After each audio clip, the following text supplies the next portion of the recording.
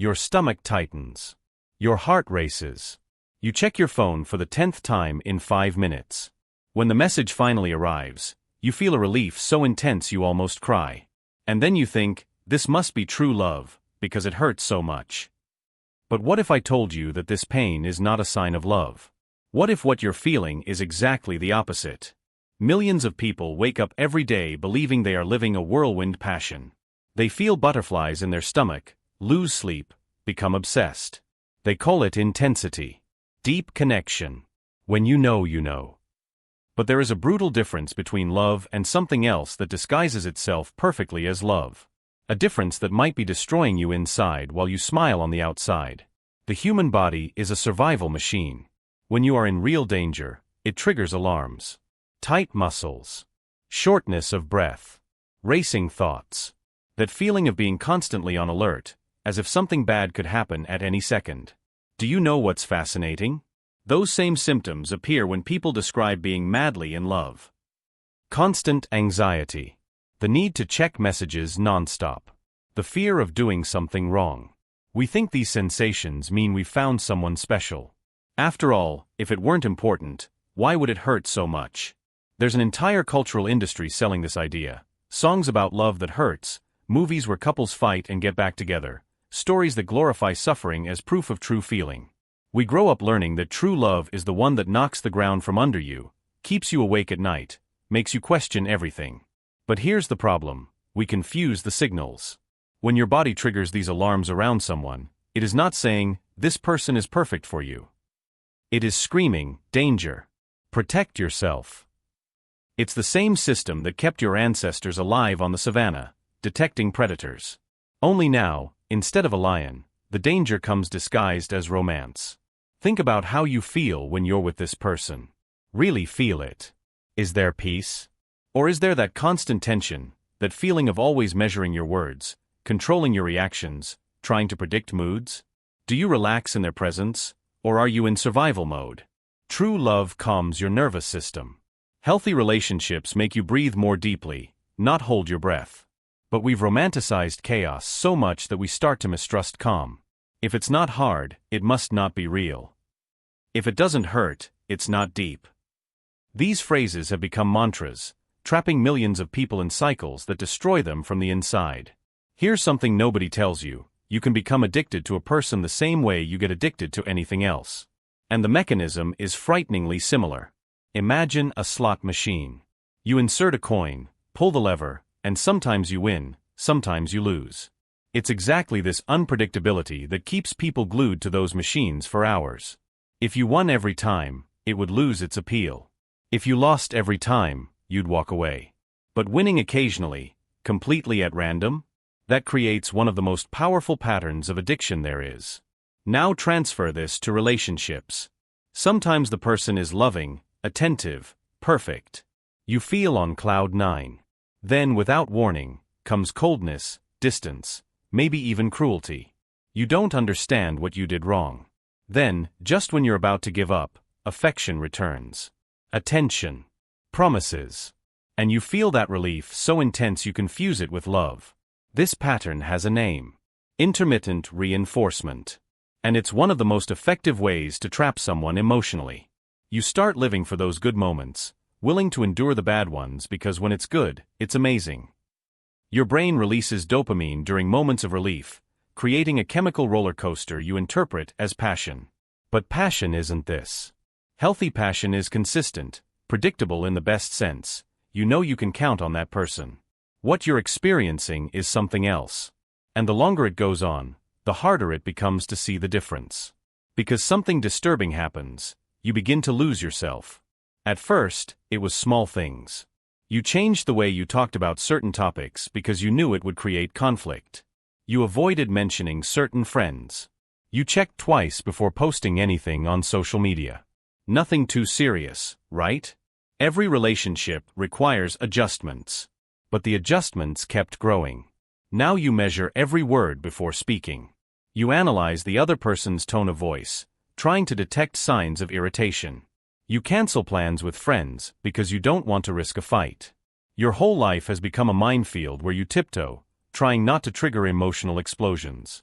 And here's the scariest part, you don't even notice when it happens. It's gradual, subtle. Each concession seems reasonable on its own. But when you look in the mirror, you don't recognize the person staring back. Your opinions are now echoes of the other person's. Your hobbies have disappeared. That career you loved? It's on the back burner because it generates jealousy, or you don't have time for the relationship. Friends have stopped calling because you always cancel or because they received subtle hints that they're not welcome. You are disappearing. And the worst part? You're doing it voluntarily, believing it's what love requires. If you recognize yourself in these words and feel a tightening in your chest, don't turn away yet. Understanding what's happening is the first step to freeing yourself. And yes, there is a way out. If you want to discover the signals your body is giving you that you may be ignoring, subscribe to the channel so you don't miss what's coming next. Let's talk about what happens when reality starts to dissolve around you. You are having a conversation. Something happened that hurt you, and you know exactly what it was. You remember perfectly the words, the tone, the context. But when you try to explain, the other person looks at you as if you were making things up. This never happened. You're exaggerating as always. You're crazy. I would never say that. And suddenly, you are defending yourself. Trying to prove that your own memory is real. Questioning whether maybe, just maybe, you really are going crazy. This has a name, reality manipulation. And when it happens repeatedly, something terrifying begins to occur inside your mind. You start doubting yourself. Not just about that specific conversation, but about everything. Are you too sensitive? Too dramatic? Are your feelings valid? Or are you inventing problems? The person who should love you is telling you that you cannot trust your own perception. And slowly, you start to believe it. Some people go as far as recording conversations, taking screenshots of messages, writing dates and events in hidden notebooks. Not because they are paranoid, but because they need proof for themselves that they are not losing their sanity. Think about it. You are collecting evidence of your own life to prove to yourself that it's real. This is not love. This is psychological warfare. And while you are fighting this internal battle, something else is happening on the outside. Your friends are noticing. They see that you've changed. That you are always tired, always tense, always making excuses. They try to talk to warn you, but you defend the person with tooth and nail. You don't understand. It's not like this when we're alone. You're only seeing the bad side. You are right about one thing, they don't understand. Because from the outside, it seems obvious. To anyone looking without the lenses of emotional dependence, it is clear as day that you are suffering. But you can't see it. Because when you're inside, everything gets distorted. Here's what's really happening. You have developed something specialists call a traumatic bond. It sounds technical, but it's simple and devastating. It works like this. When someone hurts you and then comforts you, a powerful emotional bond is created. Not despite the suffering, but because of it. It's as if your brain associates relief from pain with love, because the same person who causes the wound is the one who heals it. Think of hostages who develop affection for their captors. Children who love abusive parents. People who cannot leave obviously destructive relationships. It's not weakness. It's biology. Your brain is trying to survive by creating a connection with a source of danger, because it believes this connection keeps you safe. And the person on the other side? They might not even realize they are doing it. But the pattern is always the same. Cause pain, offer comfort, repeat. Each cycle traps you deeper. You live in expectation. Waiting for the person to change. Waiting for them to return to how they were in the beginning. Waiting for this time to be different. And do you know what fuels this waiting? Promises. So many promises. I will change, I promise. It will never happen again. I know I was wrong, but you are too important to me. And you believe them. Because you want to believe. Because you have already invested so much time, so much energy, so much of yourself that giving up now feels like wasting it all. So you cling to the promises as if they were lifelines. But here's the brutal truth. Promises without actions are just pretty words. And pretty words after destructive behavior are not love. They are bait. The person is not offering you love. They are offering you hope. And you are addicted to that hope in the same way someone becomes addicted to any substance. Each promise is a dose. Each last chance is another injection of maybe this time. You are not fighting for a relationship. You are feeding an addiction. And meanwhile, your life is passing by. Opportunities arise, and you let them go because you are focused on fixing this. Amazing people cross your path and you don't even notice because you are emotionally drained. Your dreams take a back seat because all your energy is being drained by this emotional black hole. Time is passing, and you are stuck on pause. But something even more disturbing is happening. Something you may not have noticed yet. You are no longer living your life. You are managing someone else's mood. Every decision you make goes through the filter. How will this person react? You change routes to avoid places that might cause jealousy. You turn off notifications so you're not accused of always being on your phone. You rehearse conversations in your head before you have the courage to speak. Your entire life has become a strategy of emotional survival. And the exhaustion from this is real. Physical, mental, spiritual. You wake up tired even after sleeping. You have pains without a medical explanation. Your creativity disappears. Your joy has become something rare, almost strange when it appears. And yet you stay. Because leaving feels impossible.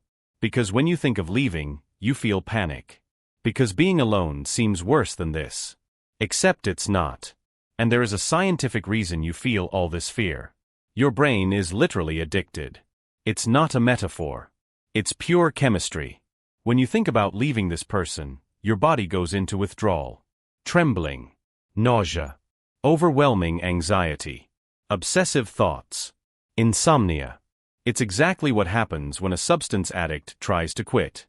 Because from a neurological point of view, it's the same thing. Every time the cycle of pain followed by relief occurred, your brain released a cocktail of chemicals: dopamine, oxytocin, adrenaline. And like any drug, you needed increasingly larger doses to feel the same effect. That's why the highs get higher and the lows get lower. That's why you tolerate things today that you would never have accepted at the beginning. You built tolerance. And now, the idea of being without that person seems literally unbearable. Not because the relationship is good, but because your nervous system is conditioned to seek that source of relief, even if the same source is the cause of your pain. It's the cruelest paradox. The person who hurts you is the only one who seems capable of healing you. But here's what no one told you about emotional withdrawal: it passes. The body recalibrates. The brain creates new neural pathways. The chemistry returns to balance. But that only happens if you take the most terrifying step: stop exposing yourself to the drug. And that step seems impossible because you're not just dealing with chemistry. You're dealing with something deeper.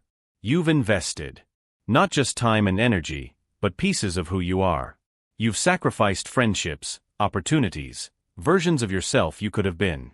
And there is a part of you that believes if you give up now, all of that will have been in vain. Economists call this the sunk cost fallacy. Gamblers call it chasing losses. You keep investing in a lost game because you've already lost so much that giving up seems like accepting definitive failure. But here's the truth that will set you free: the time you've already spent does not come back. Ever. Every second you stay is more time wasted, not time invested. You are not saving anything. You are sinking deeper. Cutting your losses is not giving up. It's refusing to keep bleeding. And there's something else. Something you may have never considered. You are afraid of discovering who you are without this person. Because it's been so long since you've lived for yourself that the idea of having to decide what you want, without filtering it through someone else's needs, terrifies you. Who are you when you're not trying to be what someone else needs? This question should be simple. But for you, it has become an abyss. You've forgotten your tastes. Your preferences.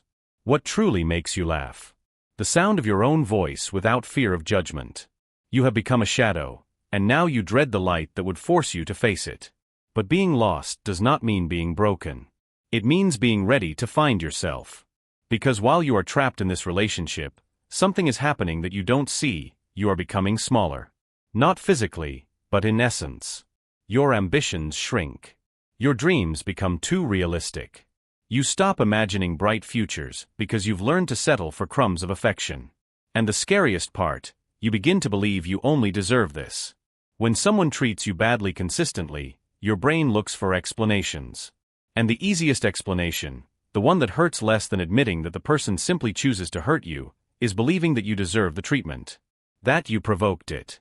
That if you were better, more understanding, less problematic, everything would be different. You take on the blame that is not yours. And you carry this weight until you can no longer stand. But there is something you need to know about true love. Something radical, almost absurdly simple. True love is boring. Not in a bad way. Boring in the sense of predictable, stable, safe. You know what to expect. You don't tiptoe. You're not afraid to be yourself. You don't waste energy deciphering moods or avoiding explosions. True love is that calm conversation on the couch. It's being able to disagree without fearing abandonment. It's not checking your phone with a racing heart. It's sleeping peacefully knowing that tomorrow the person will still be there, consistent, safe, present. But you were taught to distrust this. Movies, songs, stories, all romanticize drama. They made you believe that if you're not suffering, you're not feeling. That passion means chaos. That love requires sacrifice until you have nothing left to give. This is not love. It's advertising for a system that profits from your pain. And you have a choice now. A terrifying, painful choice, but one that can save your life. You can continue believing in the version of love that was sold to you, the one that glorifies suffering and calls imprisonment intimacy. Or you can start questioning whether maybe, just maybe, you deserve something radically different. Something calm. Something safe. Something real. The question isn't whether you can leave this person. The question is, how much more of yourself are you willing to lose before you try? Leaving is not a moment. It's a decision you make 1,000 times before finally acting. You decide on a Monday morning, when you wake up exhausted from another night of endless arguments. You decide on Wednesday afternoon, when you realize you're trembling before sending a simple message. You decide on Friday night, when your friends invite you and you lie saying you're sick, because the truth is too shameful to admit. And then, on Saturday, you go back. Because loneliness feels worse. Because the promises seem real this time. Because you're tired of fighting.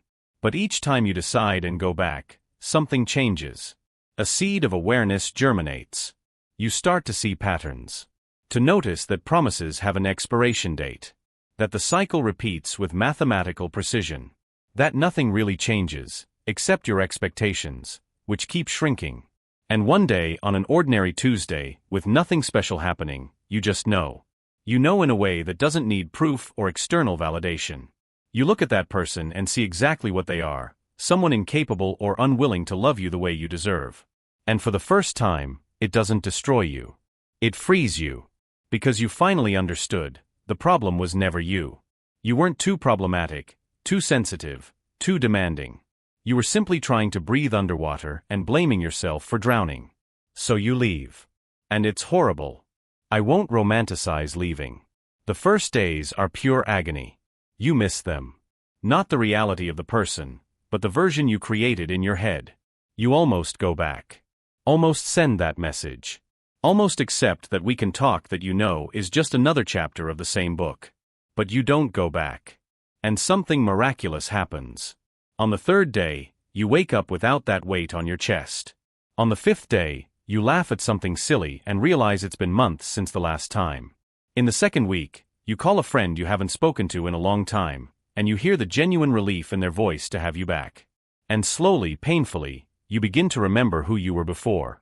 Not completely, because you've changed. But you start finding pieces of yourself you thought were lost forever. You start having your own opinions again. Making plans without anxiety. Sleeping without nightmares. Existing without asking for permission. And then months later, when you're doing something mundane like drinking coffee on a Sunday morning, you realize your body is calm. No adrenaline. No fear. No constant tension waiting for the next conflict. And you finally understand what people meant when they talked about peace. True love shouldn't be an emotional roller coaster that leaves you exhausted. It shouldn't require you to become smaller to fit in the allowed space. It shouldn't make you question your sanity or collect proof of your own reality. True love expands you. Makes you more yourself, not less. Gives you space to grow, to make mistakes, to be imperfect without fear of abandonment. Allows you to breathe deeply and know that tomorrow will be as safe as today. And when you finally experience this, whether in a new relationship or simply at peace with yourself, you look back and wonder how you endured so long. How you normalized the unacceptable. How you called that love. The truth is this: you always knew. Deep down, beneath all the justifications and rationalizations, a part of you always knew that it wasn't right. Your body warned you with every possible alarm. Your friends warned you. Even strangers on the internet making videos about toxic relationships seemed to be speaking directly to you. But you weren't ready to listen. Because listening would mean acting. And acting would mean pain. But here's the secret no one tells you: the pain of staying is greater than the pain of leaving. It's just that the pain of staying is constant, so you get used to it. It becomes background noise. You forget what it's like to live without it. Until you remember. So if you're watching this and recognizing your life in these words, listen: you deserve more. Not eventually. Not after the person changes. Not after you prove yourself worthy. Now. As you are. With all your flaws, complexities, and needs.